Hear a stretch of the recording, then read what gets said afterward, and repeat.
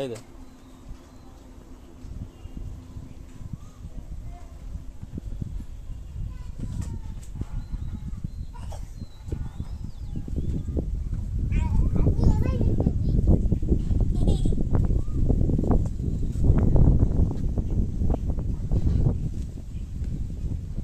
বাবা হাওয়া দিচ্ছে।